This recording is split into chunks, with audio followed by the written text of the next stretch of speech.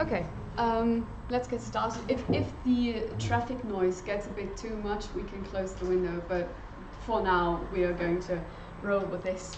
We're going to sort of finish up the discussion on hot fuss today. I'm just going to repeat a little from what we sort of stopped off with last week, so I'm going to say a couple of words on the question of rural England, pastoral England. I've spoken quite extensively of it last week, but I'm going to very briefly tie that in together. And then we're going to move on to briefly talk about comedy and how that complicates matters of national identity. And then there is, of course, the all-pervasive, and I promise you this is the second to last scene analysis you have to do. After that, you definitely know how to do it, and you'll probably be pretty fed up with it already. When we talk about Austenland, I have prepared 2 scenes, which are this time a bit longer than previously. So I hope that at least you know the film roughly as of yet. If you don't, then watch it, as you go along or after the seminar. Just one question, or for those of you that have done the scene analysis so far, I have allotted like 45 minutes to it. Do you think, or from your experience at the moment, is that enough? Is that too little? Is that too much?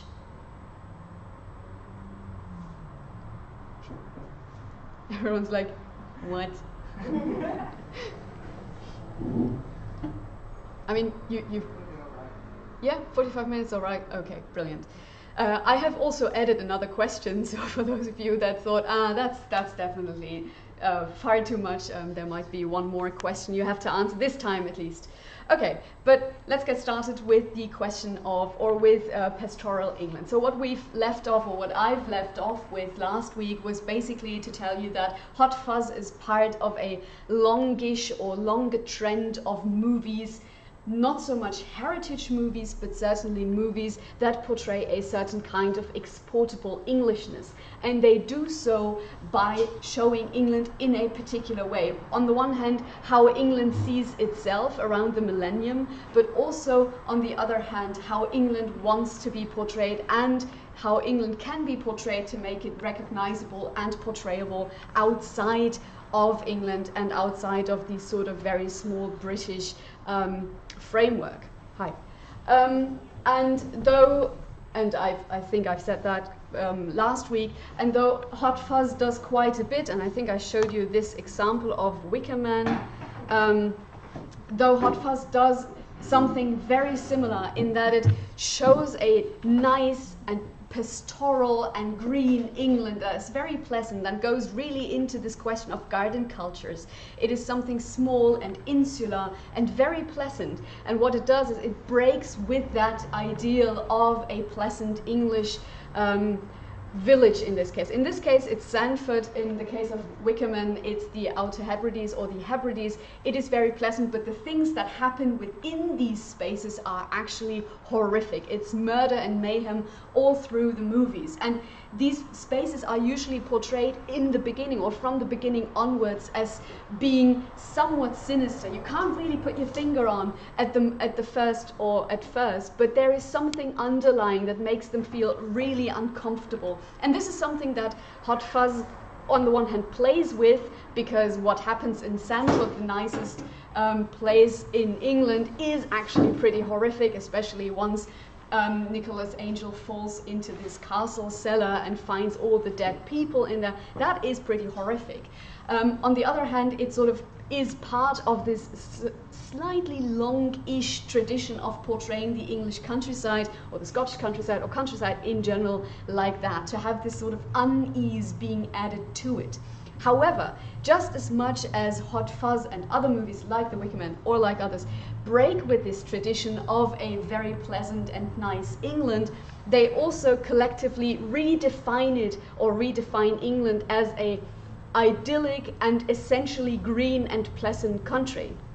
So for all the diversity, as whole in this case, is for all the diversity of these representations, that is Wicker Man, that is Hot Fuzz, that is, for instance, Midsummer Night's not Midsummer Night's Murders, is it Midsummer Night's Murders? Anyways, I think in German you call it Inspector Barnaby. That is this super small village. It's very pleasant, but there is there's numerous murders happening, sometimes in one episode, but generally across one season. You kind of ask yourself how many people do actually live there and can be murdered there. So there's a never-ending supply of potential corpses living in this village. So even though these representations do break with these ideas of a idyllic England or an idyllic countryside, the collective image of the British countryside that emerges within these representations still is of a space of a dysfunctional community on the one hand, in which either nothing happens or bad things happen in secret, hidden away in grim and remote places. Collectively, they and others like them offer an extensive, enduring antidote to the idealization of the British countryside. However, and I think that should be the next quote, anyways, going back to that quote. But what they also do is that they re-establish England as an essentially idyllic place on the other hand, simply by always using these common places in a way, these visual representations and visual shortcuts in a way to denote Englishness. So while they break with them, they also aren't really fully transgressive or fully radical. They are very much conservative in the long run, simply because they need to be recognizable from the outside. And here, that is basically the point where Hot Fuzz is important in such a way that it does both. But on the other hand, this is, like Harry Potter, like Bridget Jones, is one of the few British films that is actually commercially successful. And this is interesting in many regards. So, obviously, I hope you know Bridget Jones. Not quite sure if I'm saying, oh, you know that, and everyone's like, heard of it, never seen it. Anyways, but you definitely have heard and seen potentially the Potter movies. These are very much English films, at least the first two, you could argue. The rest of it becomes much more recognizable internationally, with more commonplaces being used.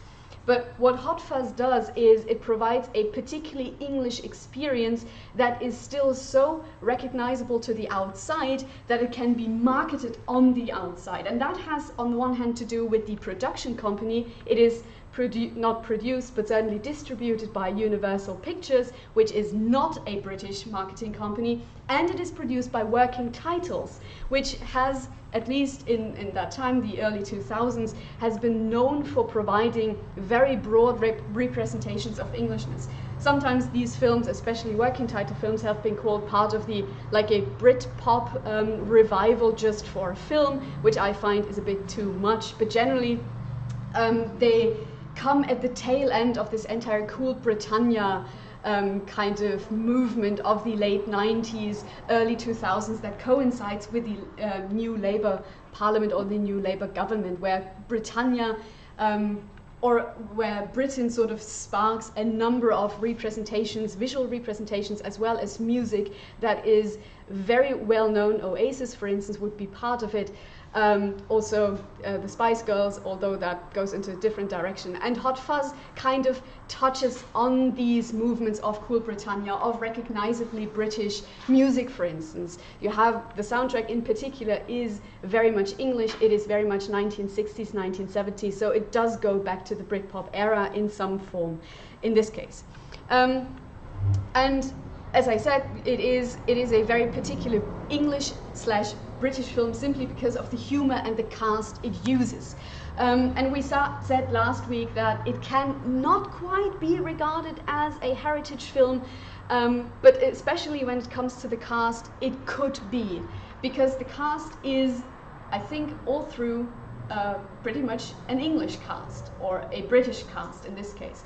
And on the other hand, Notting Hill, and I believe I showed you that quote, Working Titles has produced a number of films like Love Actually, Johnny English, Bridget Jones' Diary, Notting Hill, etc. And some of these movies do not feature an all-British cast. Bridget Jones, Renee Zellweger is, I believe, New Zealand, or stems from New Zealand.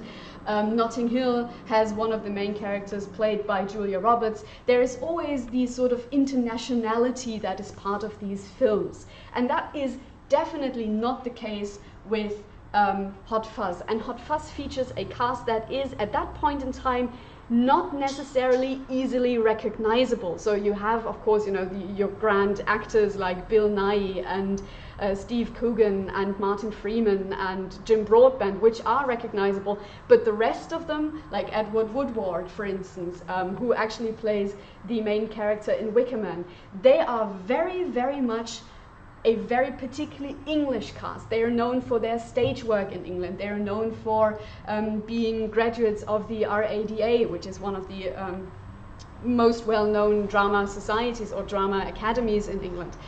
And these actors would be instantly recognizable to an English audience, but they might not really be marketable to an international one. So actually, if we want to look at Hot Fuzz like that, Hot Fuzz is actually a surprise hit, because it wasn't clear from the beginning onwards that it would be a success, simply because the cast isn't internationally known as such, or if they're known for indie films, for smaller films, although that would change with, for instance, Bill Nighy playing part in the Pirates of the Caribbean movies, etc., etc. So you have a very weird point in time where the cast of Hot Fuzz became internationally known, but when the film was made, they were certainly not. When it was marketed, it was, or they were certainly not.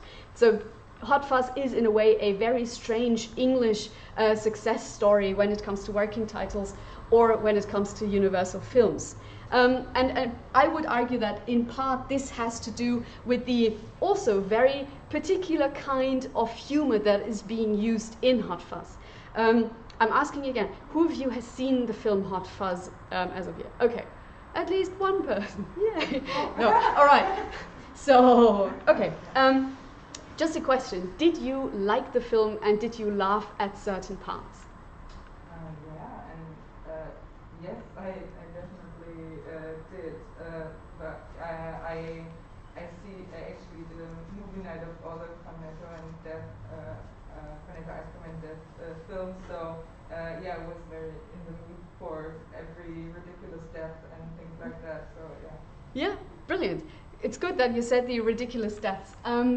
I think last week you said that it was very much like a Hollywood film with really fast-paced cutting and action scenes, and everything works particularly well. And I mean, Edgar Wright is a very good film editor. He has an incredible way of filming these things. Like in the beginning, there's the scene where Nicholas Angel it does extreme mountain biking, I believe, which is definitely not exactly something you do at the police force, but he is portrayed as very heroic and doing that, and very dynamic cutting and very dynamic editing in this case. What the film is not just a comedy, but it is a parody. We said that you have those action movie conventions. It's not quite Michael Bay, bless you, but it's certainly these and I mean, the film references Bad Boys, it references Prison Break, and this is exactly what the film tries to recontextualize. And this is what parodies in general do.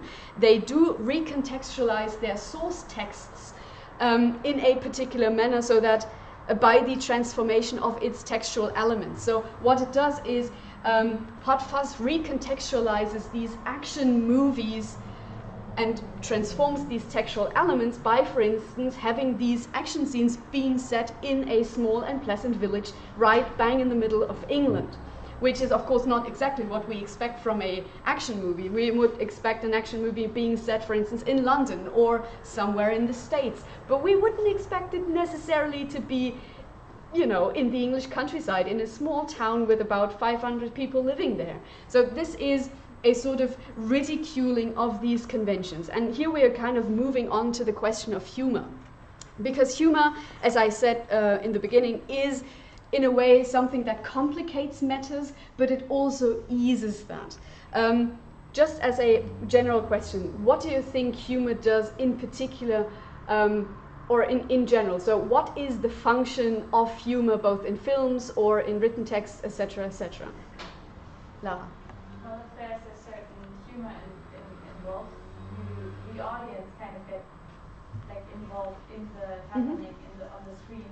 Yep. Because once you provoke an emotion, whether it's like sadness or happiness, laughing, crying, whatever, the audience gets an active role.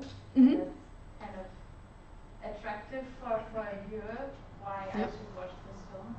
Yeah, absolutely. So it has, I think, to kind of make it more academically, it has a cohesive and social function. You usually laugh together with someone, even if it's just a perceived audience. If a joke lands and you recognize that the joke lands for you, it might also land with others, and you laugh with this sort of invisible audience in general. What else? What other function does humor have?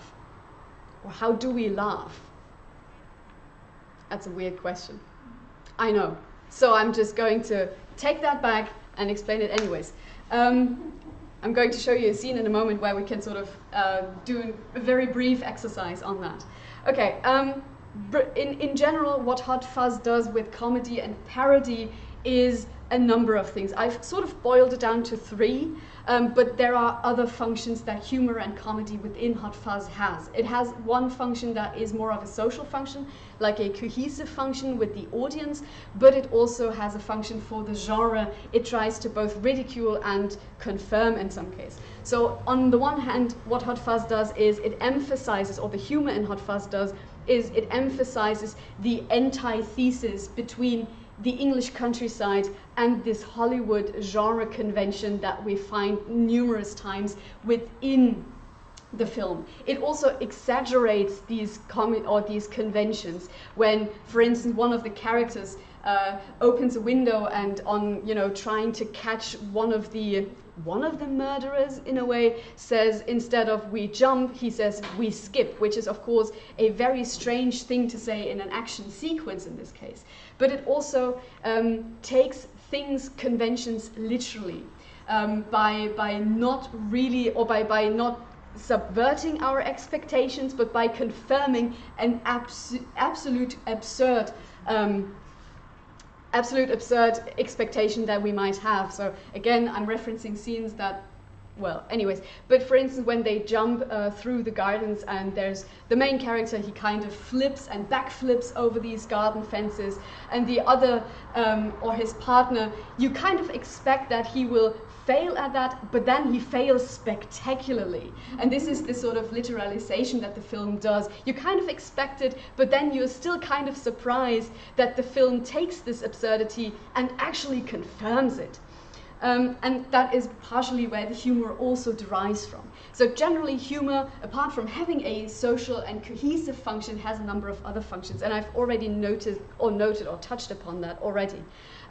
Because humor has also I'm calling it a revealing function, but usually we have norms in our society, and humor can be part of a transgressive or subversive tool, in the sense of that, on the one hand, it actually reveals these norms on the one hand, and on the other hand, that it makes fun of them, it ridicules these norms.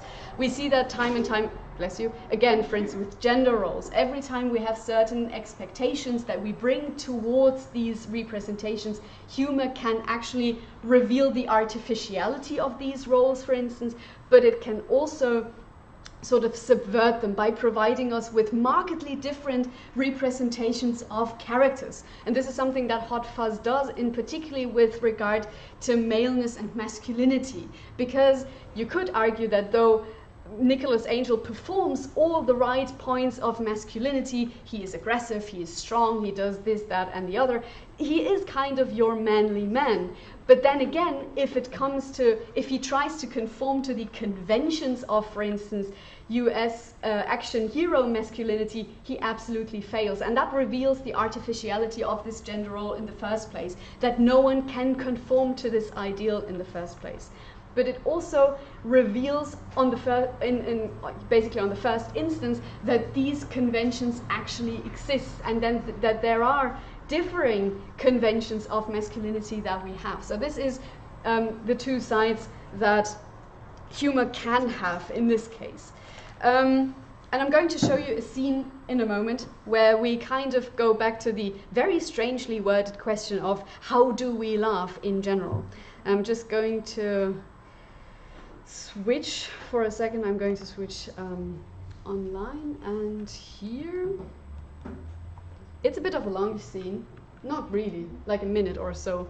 And what I want you to do while we watch this scene is kind of have a look and think about why you laugh on the one hand, at whom you laugh and what function this laughter has in this particular scene. So why, at whom, and what function. Clear so far? Brilliant. Then I hope it works, because the projector was a bit iffy this morning. But, give me a second. Do it like this. And I'm going to switch off my mic.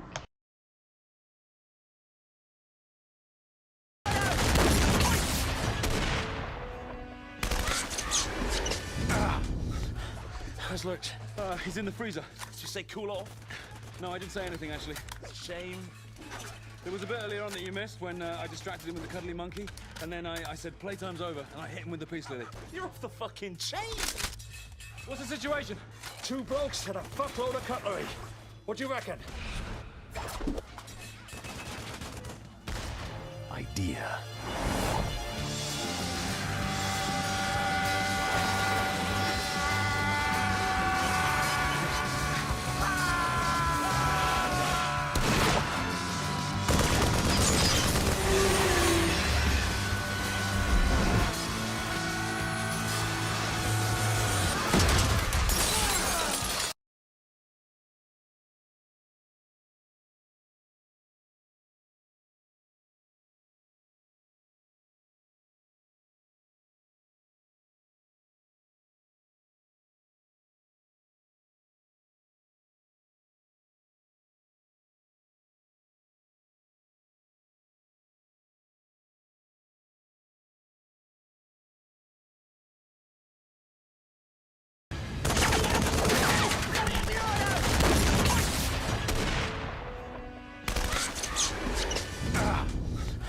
How's Lurch?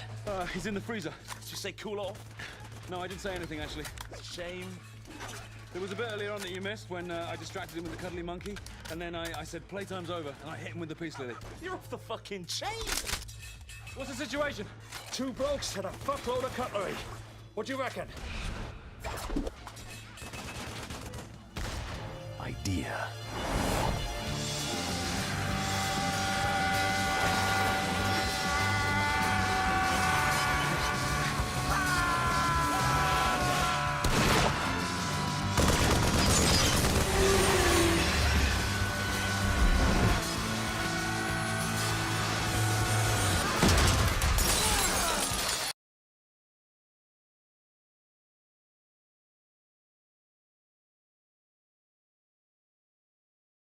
Let's do it like this. Okay, so what are your thoughts concerning why we laugh, at what we laugh, etc.? Yeah. I think maybe this is different for each and every one of us, but I thought it was funny because it was two very ridiculous situations in this scene. First, the casual conversation about I don't know about what it was between those two dudes in the beginning. Maybe as a side note, one of them has just kind of hit someone else over the head. Lurch, he's one of the henchmen of one of the bad guys in this case, and he just put him in the freezer, kind of toppled him over. That's basically where it goes off, this conversation. Yeah, and they're talking about it in a very casual manner in this absurd shooting scene, like with all this action around them, and they're just talking like possibly how I would talk to my neighbor over the fence in a very calm situation, but it's not. Yeah. So there's this distinct difference. Yeah. And then there's again absolute absurd idea of using the trolleys to kind of use it as a weapon, and it's just funny because it's a unusual way of using them, and it's also a very unusual approach for professionals, Yeah. which I guess they are supposed to portray. So that's kind of also why I laughed, and then I again laughed at not at whom, but at the scene and because of this idea in general. Yeah. Using the trolleys as a battering ram in some case. Yeah. I just the conversation. I mean, it's like the stable of action films that they always do these like one-liners, and that's what they spoof on. So the character of Nick Frost just says, "Oh, you're off the chain with your one-liners," because he said playtime is over. And I do also feel that the parody of this typical having an unconventional idea as an action hero, using something as an unconventional weapon is super funny, because he out loud says idea. Yeah. Like you see the light bulb going off in his head. Yeah. Because of the editing, because of like the genre, we already know that this is the moment he has the light bulb moment, but he articulates it and says, I have an idea, and it's very funny to me. Yeah. It's also the way his voice changes. He talks quite normally about, playtime's over, and then he goes, idea. So that's quite interesting. Yeah. And I think especially this idea scene plays with our expectations, because of the way his voice goes down. He gets kind of serious, and we expect, oh, now there's a brilliant idea. And then they show those trolleys, and you're like, oh, that's the idea? Really? Yeah. You made one scene even more absurd. Thank you very much. Yeah. I mean, you see the trolleys, but you think like, what is he doing? What is he going to do? And then it's this is your okay. Yeah. I mean, it works. Yeah, it works perfectly. Also, the hallway, the aisle they're running through is ridiculously long. It's like, okay. And there's two bad guys. They see it coming for like a whole time. So they just still crouch there behind this desk. And also that the front policemen don't have their visors down, so they can be shot in the face at any point or get a knife thrown. I think the bad guys just have knives. They have. I think the one guy says, "Oh, they have shit ton of cutlery." Yeah, exactly. And for me, it seemed that they're just two bad guys and 6 policemen. Yeah. So that's also a kind of humorous factor. And also when I think about he says idea, and then we see the trolleys. For yourself to get a trolley and just get it in the right way, if you have, I don't know how many there was, like 100, we have to really put in some work to get it into the aisle. So that scene is not sure, but if you think about it, it also takes time, which is absolutely. Yeah. Yeah, also just this whole fight scene is absolutely ridiculous, I think. But also like there are like, what did you say, 6 policemen with guns. Yeah. And they can't get machine guns, by the way. Machine guns, and they can't win against these 2 people behind the butchers. Yeah. I don't know what take is in English, but whatever. Who are throwing like cutlery. Yeah. And then also they just casually arrange some trolleys and start running this gigantic way down, and they suddenly stop throwing stuff at them. Yeah, they watch them. That's also pretty strange. Tells you that butcher is a very dangerous profession. Yeah, probably.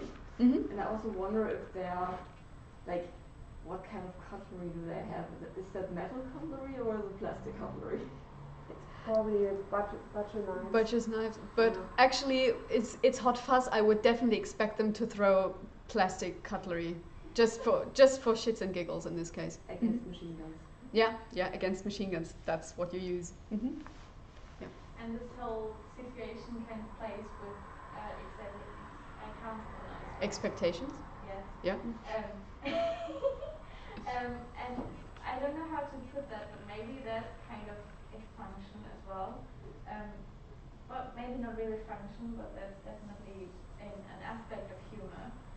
Because once you kind of work against that expectation and do something completely different, the viewer gets kind of thrown off and caught by surprise, because you obviously would expect like a more serious enemy, because there are a lot of policemen with machine guns, but then there's just these kind of goofy looking dudes with the hats on and the cutlery, which is also the whole point of the scene, I guess. Yeah.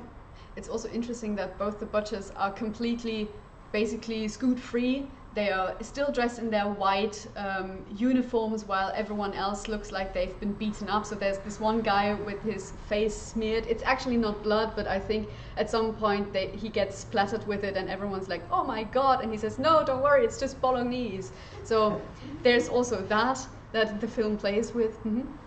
And it's also like their fight positions, like I think they are like stationed behind this, I don't know, in Germany we have these metal things with all these, like, don't know if they are putting in new pallets of yogurt or stuff. Yeah, and they're basically behind the shelves. Yeah, mm-hmm. and that's, I mean, it's probably very proof. And then also these, I still don't know what take it is, should be like fire, and not fireproof, but like bulletproof. They are, but they can be destroyed by trolleys. Yeah, exactly. Somehow. Mm-hmm. Yeah, absolutely. So what we see in this scene, and I'm just going to switch on that. Yeah, you can't see that. Anyways, but what we see in that scene is more or less a confounding of expectations.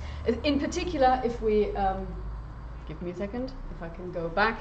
The scene that you've all already kind of talked about, namely the one, not when he has the idea, but when he says that. And I'm just going to show it again for a sec. Oh, you can't hear it. Brilliant. There was a bit earlier on that you missed when I distracted him with the cuddly monkey. Sorry, I just need to go. He's in the freezer. Just say cool off. No, I didn't say anything actually. Shame. There was a bit earlier on that you missed when. And this is exactly what I'm sort of getting at.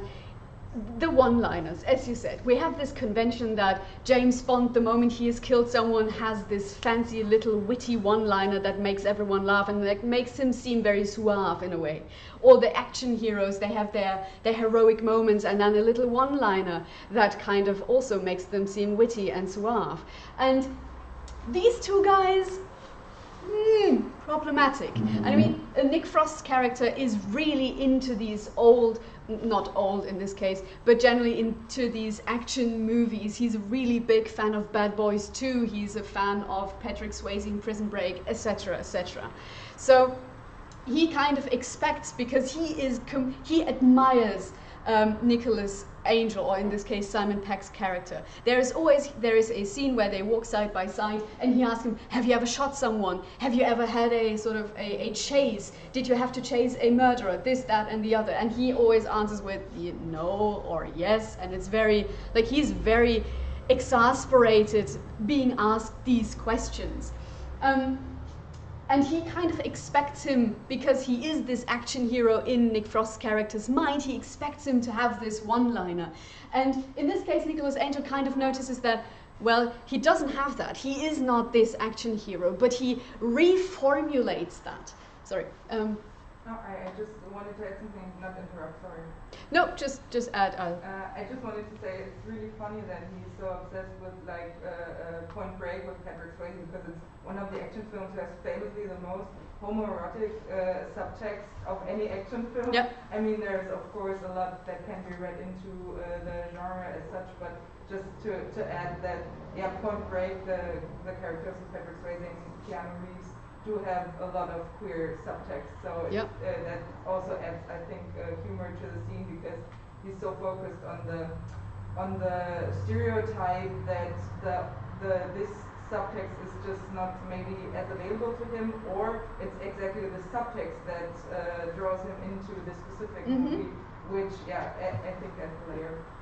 That is a very good point, because that is what Hot Fuzz not just plays with, but it kind of makes it very obvious that these two guys are very, very good friends in some way. It doesn't make it explicitly clear, but there is, I think there's the scene where they walk back from the pub and Nick Frost asks Simon Pegg's character, would you like to come into his house? And it's the why not? So there is always this kind of, it's not queer baiting, but it's the subtext that there could be the potential of a queer relationship also with the way they regard each other, the way they act, in particular in action scenes, the way they work together, it's implied. And I think it is implied in particular because it references these action movies that are very manly men, right? And for a second I want to say no homo, but this is exactly what these sort of action movies try to portray, that this is not acceptable, but then they have this really homoerotic subtext that is possible because it's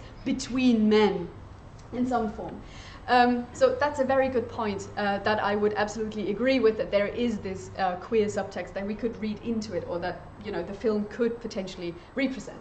But going back to the one-liner, what it does, it plays not only with the expectation that not the superhero, but the hero of the movie does have a one-liner, but it also exaggerates that he kind of retroactively makes up the one-liner you had 2 to 3 scenes previously, because the fight scene between Lurch, the one that he waits in Simon Pegg's character's hotel room, they have a fight, and then, you know, you have the entire sequence where it's kind of half an hour, not half an hour, but at least 15 minutes. Yes, something like the scene happens somewhere here, like at the 1 hour 15 mark in some way. So what he does is he references something that potentially most of the audience has already forgotten. Sure, we've laughed when that line happens, but he kind of retroactively informs him that although at this moment he didn't have a one-liner, but, you know, 2 days ago he had one, and he retells it. And that makes it completely ridiculous, because one-liners as such usually only work if they are done in this very scene. And that one-liner by him works when it's done around the 1 hour mark. But it's kind of ridiculous when he says, by the way, when we had that first fight, I had a good one-liner. And then he retells the story in a very interesting manner, to which Nick Frost's character replies like, you are off the chain. So he's really into that. He really likes it. And that plays with our expectations, because James Bond wouldn't go to M and say, by the way, 1 hour ago I had this really good one-liner when I killed the guy. That was really funny. And M wouldn't go, oh yeah, great. So this is the expectation we have, but this is what the film completely subverts. And you said that what we laugh at is the incongruity in some way, what we expect and what the film portrays. He says idea, and we expect something cool, and then it's the trolleys. So it kind of always sort of transgresses our expectations to some extent. That is one part. Whom do we laugh at? We laugh at the ridiculousness of the scene. We laugh at the convention that the action hero needs to have this great idea, and it needs to be something really cool. That's what we laugh at. We laugh at the norm. And generally, when it comes to humor theory, it's pretty annoying. When it comes to humor theory and when it comes to theories of laughter, we can generally say that we laugh at and we laugh with. So laughing at the norm implies that we are laughing with the transgressor, and the transgressor being both the characters in the film but also the film itself. So that is one part. We laugh with the transgressor and at the norm, which kind of, yes? Why do we laugh at the norm and not about it or something else? Because it's not the norm that is, it's the words. Yeah, I know. The characters or the movie plays with the norm, because there's this convention and this norm that we know, okay, idea, and now something great is going to follow, but it's not. But that's not the norm. You know what I mean? I know what you mean. That's a very good point. Of course, I'm usually only making one argument that sort of fits the argument I want to make. So what I'm using is a particular terminology that has been used by scholars in humor theory. And that is laughing with and laughing at, not separated but kind of tacked together by a hyphen in this case. So laughing at, laughing with. And we do, in a way, we don't laugh at the convention, the genre convention of the action hero, or the action movie, but we laugh at the artificiality of this convention. Because this scene shows us quite explicitly how well, I don't want to call it stupid, but how artificial it is, how ridiculous it also is. And that is what makes us laugh. Sure, we laugh in a way about the convention and about the scene that plays with the convention, but we also implicitly are positioned to be laughing at it, in the sense of that we ridicule the convention itself simply because we in this moment see that it's not something, I mean, we all have these conventions in mind, and we usually don't see them. But a parody has the potential and the chance to actually show us how artificial they are, that they are mostly in our head and that we don't really recognize them unless a film points it out. And this is where we kind of recognize how ridiculous the convention is, that this guy has this one line or has to have it. And this is why we laugh also at the convention. That does never imply that we don't laugh about it or that we don't laugh about the packaging of it. But in this case, it's the laughing with transgressor, i.e. the film, and at the norm that this film portrays. Okay, but there's also another side, because at this point, or in this scene, we could also be laughing with the convention in some form, because we could be laughing at the transgressor, that is at, in this case, Simon Pegg's character, for being unable to fit into this convention. So we could be laughing with, bless you, the convention. We know action movies, we kind of like them, we know how the convention works, but we laugh at the transgressor, the film, in that it does not and cannot conform to it, not because of the characters or because of the characters, because of the situation of the film. It's set in England. It is the implication that English men, English action heroes, cannot conform to this convention because this convention is steeped in particular cultural contexts, for instance. Although this would probably fall apart pretty quickly, this argument can still be made, because every time we laugh at something, there is the implication that we laugh with something else. There's always the idea that audiences are, because of the social cohesion function of humor, are positioned in a position that laughs at or laughs with things. And that can be both the norm or the transgressor. And laughing with the transgressor means we laugh at the norm. Laughing with the norm means we laugh at the transgressor and ridicule it. So films, humor in particular, has the chance to ridicule both, to make fun and subvert both the norm and the transgression itself. And this is vital, because films really quickly fall into absolute absurdity if it's not clear, or if film or if humor cannot be couched properly. So only laughing at the norm or at norms would make the film pretty absurd, because there's too much transgression. Transgression always needs to be repackaged and reframed. So there's always the idea that there is a certain status quo that is both upheld and transgressed. So humor usually has the chance of having these brief moments of licensed transgression. That's what some scholars have called it.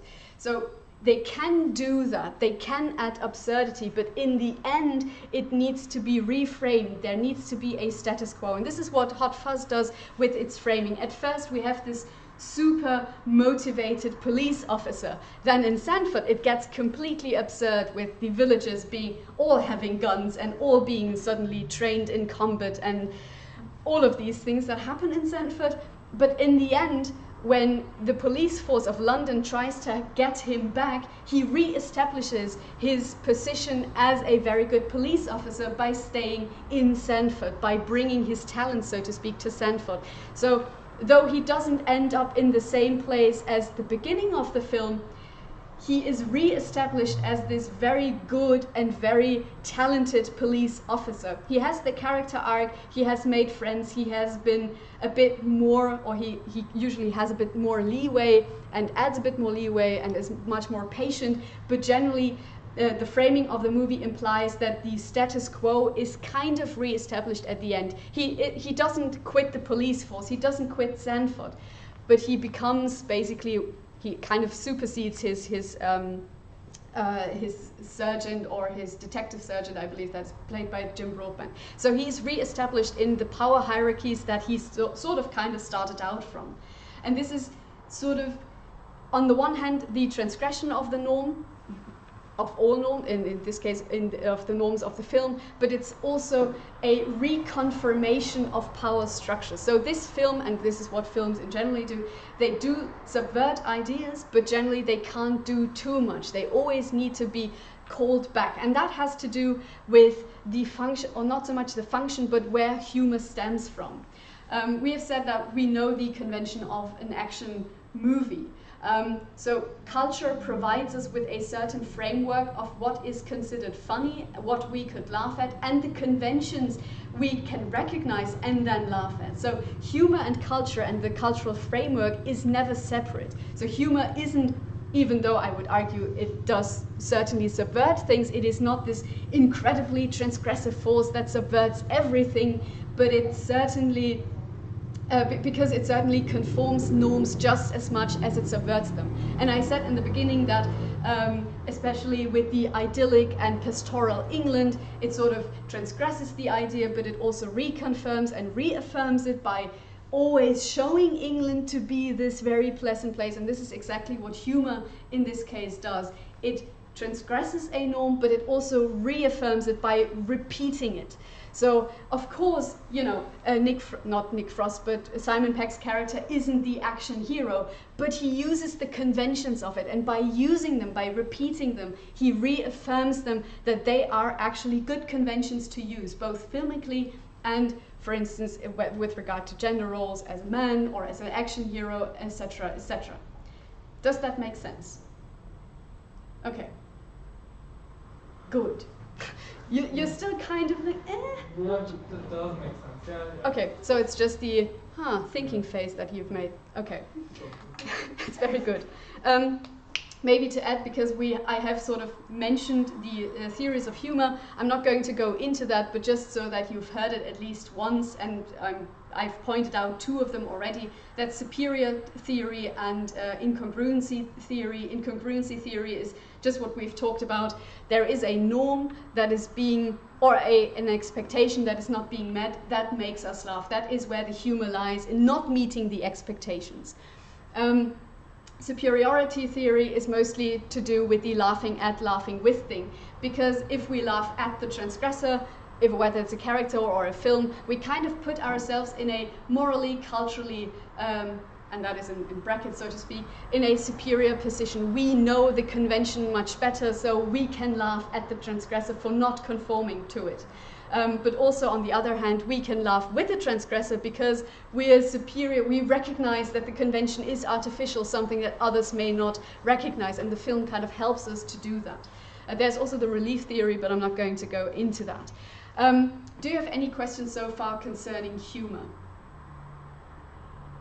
Okay, then I'm just going to move on to answer, at least for Hot Fuzz, the question: is it a heritage? Is it a heritage film or isn't it?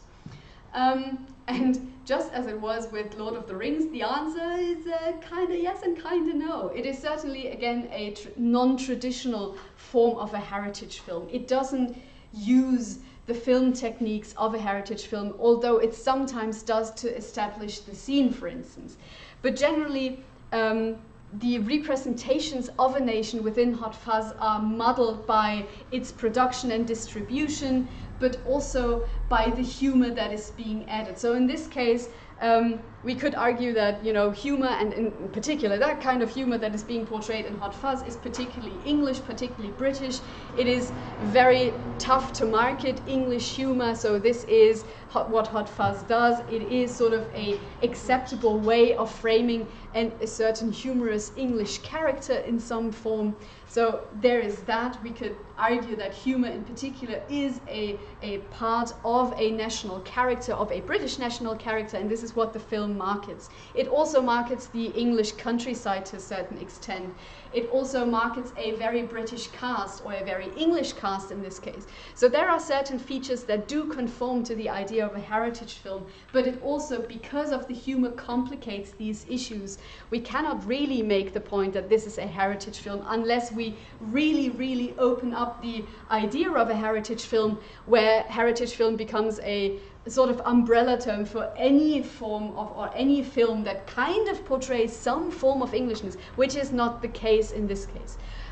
So While you could make the argument that it portrays a certain kind of English heritage, that is a kind of English heritage that goes into humor, but also in this insular, pleasant kind of pastoral landscape, that could be made. It is not a heritage film as such, not in the traditional form. And again, in this case, we need to sort of investigate what does it mean, or what does heritage film mean? Do we include something like humor, or do we include something like comedy? Because that is something that traditional heritage films usually don't do. They are more or less, I don't want to call it quality dramas, but they are more or less dramas, romances, etc., etc. I mean, we could argue that, you know, Nick Frost and Simon Pegg in this case, they are the romantic couple in the midst of it, but that would be probably pretty far-fetched. So again, the answer lies somewhere in between a yes, certainly a particular kind of Englishness, particular kind of heritage, but also no, because it tends to subvert all these ideas of heritage in the first place. Okay, any other questions so far? Yes? You just said that, like, a romantic couple is generally I don't want to say trope of a heritage film, but is it like a general signal? It's not necessarily. So some of the heritage films don't feature a romantic plot, at least not in the center. Most do feature it as a side narrative. So Chariots of Fire does have a very strange sidelined romance plot, but it features, or it focuses far more on its main characters and their strife with regard to sports. But things like Room with a View, for instance, has a romantic plot at the center. Most of the Austen films have a romantic plot at the center. So it can be a feature, but it doesn't necessarily have to be. Although Andrew Hickson, I believe, notes that because it's an sort of literary adaptation, you usually have romance plots included in these narratives in the first place. But it doesn't necessarily have to have one. I mean, Lord of the Rings is kind of, but doesn't, I mean, it has narrative, you know, romantic plots, but it's not the center of it. Although again, Frodo and Sam, maybe we should make a case for a more queering of heritage films in this case. Does that answer? Okay. Yeah. Brilliant. Then I would say we're going to kind of move on. You're already sitting very nicely grouped together, so I would ask you to form two groups. I have sent you the links to the scene analyses. Again, who wants to do scene 1 and scene 2? That will be, you know, that is the question we still need to answer. I'm just going to say that for those of you that have switched on from the outside, I'm going to end the stream right now to give everyone else the chance to work in groups. You can still join in. I have put the links down in the description below. For those of you who are in the room, I have sent the links to you. We still need to form the groups, and then I would give you the rest of the session to work on it. If you have questions, I'm still in the room, so I'm not going to leave, but I would ask you to kind of, I mean, we would probably start with like a 5-minute you know, revision part in the next session, so simply that you can kind of revise and briefly discuss it, but usually that, you know, you have the rest of the session, and I would ask you to finish, you know, at least the main parts of the questions at home and as a group. Also, next week would be good if one person of the group would not only be here, but could also very briefly, as we've done with Lord of the Rings and as we've done with Hot Fuzz, could briefly present the findings of each group, okay? Brilliant. Then I'd say, if you have any questions, feel free to ask me. If not, then I will, you know, leave you to it. Let me just do that.